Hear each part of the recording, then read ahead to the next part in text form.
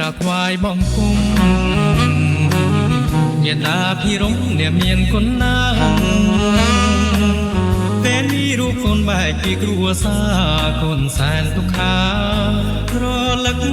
អាឡ័យខនាងម្ដាយថ្លៃសូមម្ដាយកុំយំសូមនាងមានគុណនៅឲ្យសុខសប្បាយ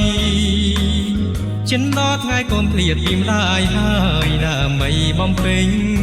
ចិនដល់លោកថ្លៃអើយ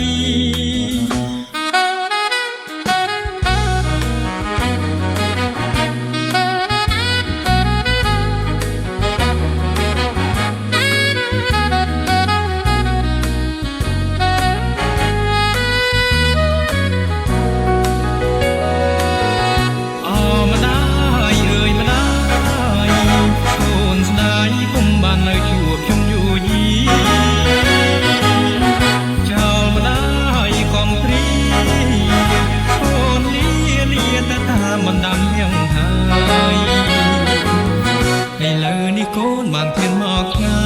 យកូនរែងសោកស្ដាយខានទួមកថ្លៃតាំងពីរូបកូនបានចេញមកឆ្ងាយកូនសែនអាឡ័យទាំងស្លុតនឹងនេត្រា